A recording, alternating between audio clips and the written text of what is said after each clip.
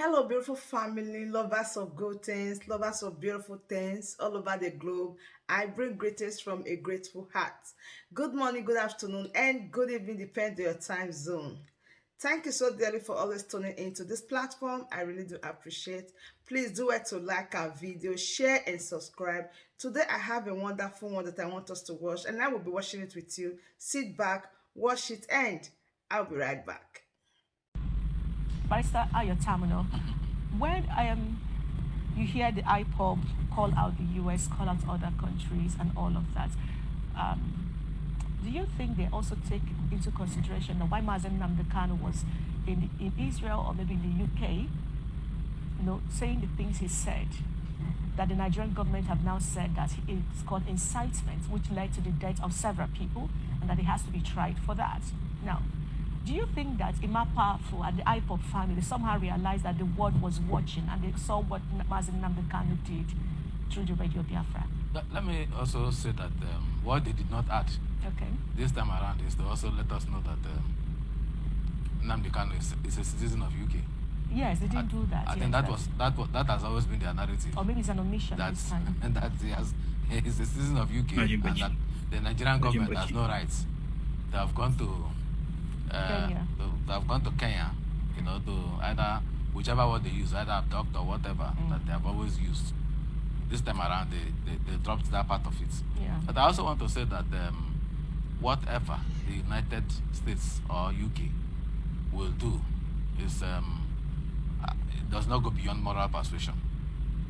We are talking about when you call these countries, there are bodies where these countries are committed.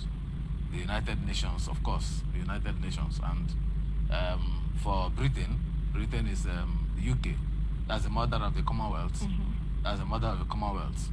So, taking off from there, let me also note that there's what we call, their issues are internal self-determination issues. Internal self-determination issues. And when it comes to internal self-determination issues, people have looked at what the agitations are. And people are saying that some of these agitations, that when you look at them, when you look at the issues that you have raised, that most of them should fall within internal self-determination, not external self-determination, where you want to leave a particular country completely secede. So the world is also weighing some of the requests that they have made. Internal self-determination shows that you can stay in a particular country and fight for human rights issues, and you'll be accommodated in those countries. For instance, part of the internal self-determination issues which has characterized the struggle for internal self-determination, you also recall that it's not only the Southeast, it's not only the IPOB, you also have Igboho's group in the Southwest that is talking about self-determination. The self-determination of the Niger Delta people have also been there. But I think a common denominator that they're asking for is that, look, let us see how we can restructure the country such that the country can serve us all, in a united manner, and there will be justice, there will be equity for everything that we are doing. Once those things are put in place, and that's the way the world is looking at the IPOB struggle. So it's a good thing that he's calling the attention, but I don't think that it will go too far, because when it comes to once it comes to issues like this, at least at the international platforms, they also know national interest. What is the national interest of Britain? What is the national interest in the IPOP struggle? What is the national interest of the United States in the IPOP struggle? So I believe that these are some of the things that they are looking at. Nations look at their interests, and I don't think that it is in the best interest of these countries towards making sure that Nigeria is torn apart, or we are a big nation. I think what can be done is to see how we can restructure, and everybody is safe, everybody is living peacefully, coexisting in such a way that there is justice for all. All right, Vincent.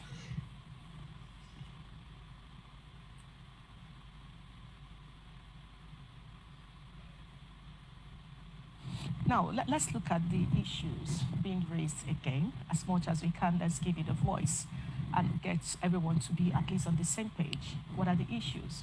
So the Court of Appeal have discharged him. Malami says not really. He may have discharged him on the extraordinary rendition, but there are other crimes he committed which the state is charging him for. So we cannot let him go because he's a flight risk. Which state? Our Nigerian state or the zoo? Oh, okay. Which of them? Nigerian states. The Nigerian state, okay. Not the one that. Not the To one them that. is the zoo. But Okay. Malami, the Attorney General Minister Our of Nigerian Justice, states. a Nigerian Yes, state, our- is saying that he's a flight risk, and then he's a national security threat, Yes. and then they are not going to let him go. I think there was another reason Malami raised, but on this issue, the issue of a national security, Malami said that he incited a lot of people, which has led to the deaths and the security issues in the southeast right now. Beyond that, there is no way, looking at all of that, there is no way you can let him go because of the consequences. Because, well, they said he did, his people said he did not jump bail. Malami saying that's not correct. They are saying, oh, the army was sent, invaded his home, and he escaped for his life. That's Nnamdi Kanu'S defense. Of course, all of that was in the media. So if you look at this from the Nnamdi Kanu'S angle, I didn't jump bail. I escaped for my life because the army came to kill me. Now, Malami is saying that is not correct. Now, looking at all of this side by side, there is a Court of Appeal judgment, there is the Umahia High Court judgment that's even awarded him, I think, 500 million thereabouts. If you look at all of this side by side, where do you think we can find a meeting ground between this issue of IPOB, Nnamdi Kanu, continued detention, or the issues generally, and of course, what is Nigerian states is asking for? Because Malami is not ready to let this go. Yesterday, again, Horima said, please, Mr. President, release Nnamdi Kanu as a Christmas gift to the Southeasterners or to Nigerians, as the case may be, and also make it a key factor in your goodbye, farewell gift to Nigerians, that it's going to bring about peace. But Malami and is saying, no, this is not going to bring about peace. He has been released before. So there seems not to be a meeting ground. So calling on the US is good, saying the UK and all the issues they committed against Nigeria is good and all of that. But if you're a lawyer, help us find a meeting ground in these two entities, yes and no. The meeting ground is nowhere else than they will have to go back to the courts. But they are in court At already. the Supreme Courts, they have gone through from the High Courts. They have gone through the appeal courts. The next point is the Supreme Court. Unless there's a cross appeal, and then if there's a cross appeal, maybe the appeal court, they could go back to the appeal court. But I think the common ground of all this is still the Supreme Court. You don't And think- I'm not even looking at Malami. I'm not looking at Malami. I'm looking at the Federal Ministry of Justice representing the federal government of Nigeria. Malami is just the alter ego of that ministry by virtue of the fact that he occupies the position of Attorney General and Minister of Justice. So it's not a Malami issue. Malami might be the person on the stand there, but it's an issue for the government, for the federal government to execute, and that is what Malami represents and he's doing. So whichever, all these issues of let it be gifts, Christmas gifts, let it be this. It is neither here nor there. Let us go. The issues are very clear.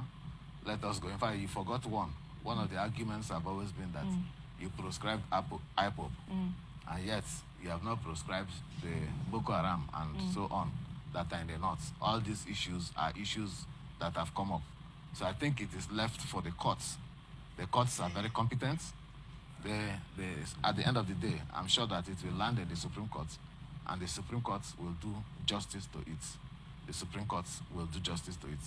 Now, going into the elections with the state of the Southeast as it is presently, the fear of people being allowed to go for the elections or not.